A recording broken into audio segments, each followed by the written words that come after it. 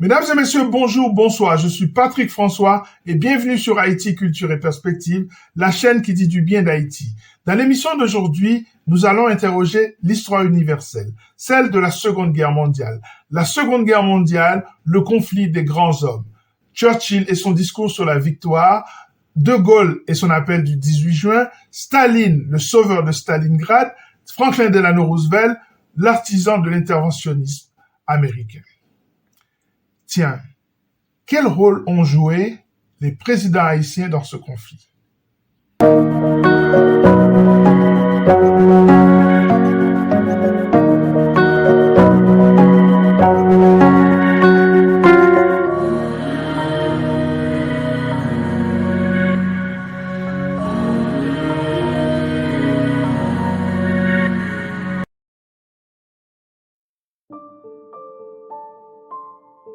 En 1938, en Europe, la guerre semble inévitable avec l'envahissement de la région des Sudètes, région tchécoslovaque, abritant une minorité allemande.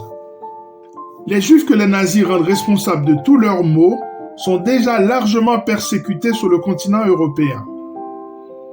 Le pacte germano-soviétique du 23 août 1939 scelle le sort de la Pologne. Ce pays est à son tour partagé entre l'URSS et l'Allemagne à partir du 1er septembre 1939. Bientôt, le 10 mai 1940, la Belgique, la Hollande, le Luxembourg seront tour à tour annexés par l'Allemagne nazie qui s'apprête à s'emparer de la France. Londres est bombardée et tente de résister. Aidée de l'Italie de Benito Mussolini, l'Allemagne d'Hitler règne déjà en maître sur l'Europe. Les États-Unis, guidés par le paradigme de l'isolationnisme énoncé par le président Wilson 2 décennies plus tôt, se contentent par la loi de Cash and Carry d'aider en matériel les alliés agressés par les puissances de l'Axe. C'est alors que le Japon décide d'ouvrir un second front dans le Pacifique avec l'attaque de Pearl Harbor. En effet, le 7 décembre 1941, l'empire nippon de l'empereur Hirohito lance une attaque de grande ampleur contre la base navale américaine de Pearl Harbor dans le territoire américain d'Hawaï. La guerre est désormais mondiale.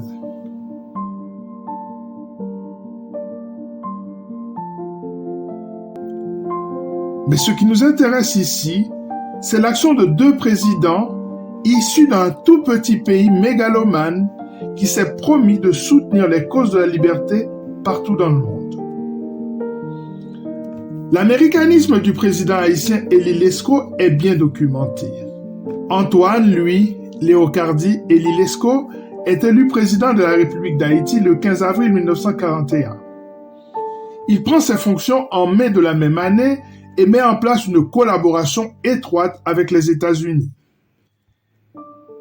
Ainsi, à la fois sur la demande des États-Unis et par le dégoût de la politique discriminatoire opérée par le chancelier Adolf Hitler, le président haïtien Élie Lescaut déclare la guerre aux puissances de l'Axe, à savoir l'Allemagne nazie, l'Empire nippon et l'Italie mussolinienne, le 9 décembre 1941, soit 2 jours seulement après l'attaque de Pearl Harbor. Haïti se range alors du côté des Alliés, États-Unis, France, Grande-Bretagne, URSS, contre ces puissances de l'Axe qui font peur. Grandiloquent, le président haïtien déclare ceci.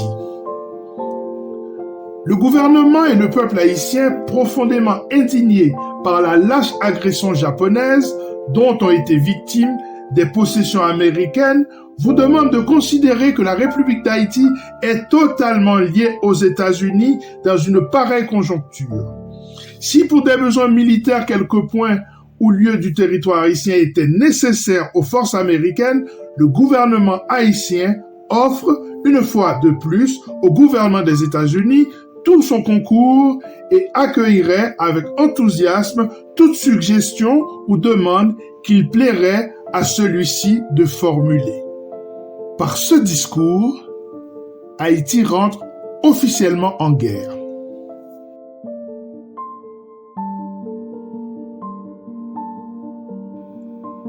En 1937, l'écrivain et poète Jacques Roumain qui vit encore en Europe, pressent déjà les dangers de la montée du nazisme, alors que la France et l'Angleterre pensent encore sauver la paix. En effet, lors du congrès des écrivains pour la défense de la culture, l'auteur et militant politique haïtien interpelle les intellectuels du monde entier sur la menace de l'hitlérisme et dénonce les idéologies racistes. Les premiers Juifs arrivent en Haïti en 1938.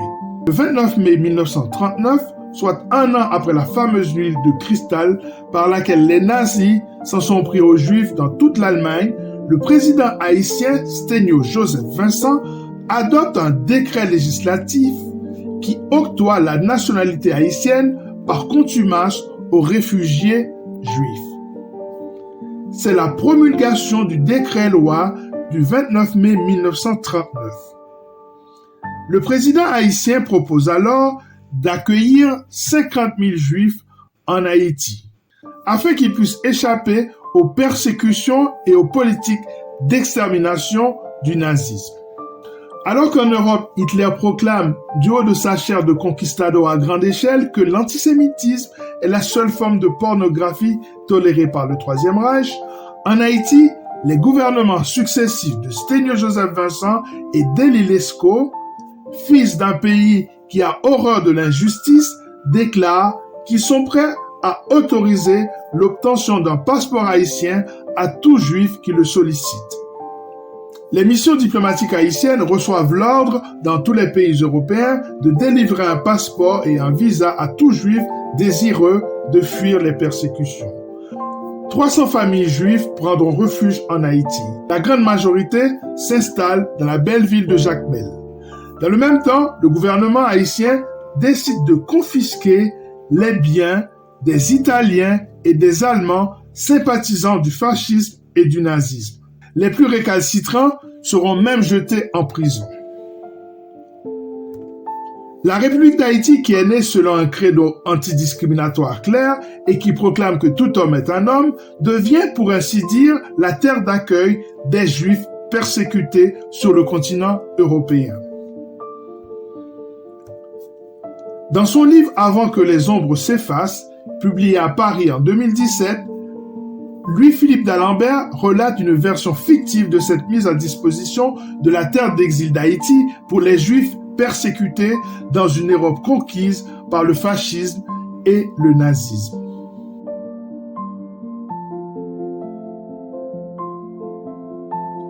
L'action haïtienne est donc loin d'être symbolique. Nul ne pourra prétendre que le monde libre ne doit pas sa liberté à la contribution de la République d'Haïti, en effet. D'autant que le président Lescaut met à disposition de l'armée américaine des membres de l'aviation haïtienne. Ces derniers partent s'entraîner aux États-Unis et d'autres rejoignent les rangs des armées françaises. De plus, Haïti installe une base militaire au Môle Saint-Nicolas afin de surveiller les passages maritimes vers le canal du Vent. Haïti s'est donc mise à disposition de la guerre, prête à ouvrir le feu sur les navires allemands. Elle a également mis à disposition des Alliés et surtout des Américains des terrains d'aviation dans les villes d'Ansapitre et de Belader afin de permettre aux avions de se ravitailler avant de repartir au combat.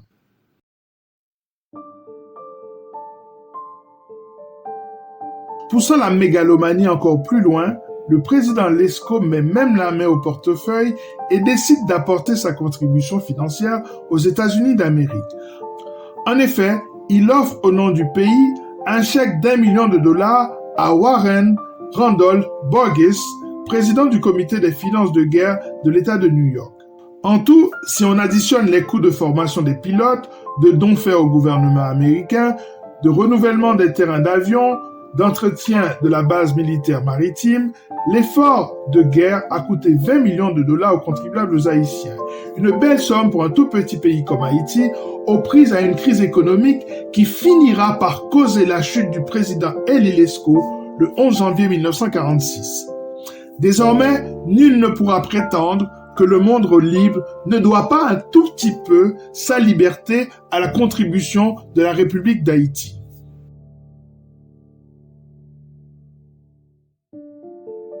Hitler est déclaré mort dans son bunker par suicide le 30 avril 1945.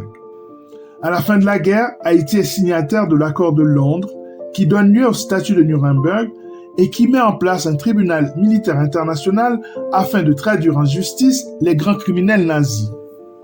On peut donc dire que Haïti s'est impliqué de bout en bout dans cette histoire. Jamais le nom d'Haïti sera mentionné dans l'effort de guerre, soit une injustice majeure. Les Haïtiens, eux, savent une partie de cette histoire et préfèrent parfois s'en moquer, alors que personne ne leur a appris l'importance au moins symbolique de cette histoire.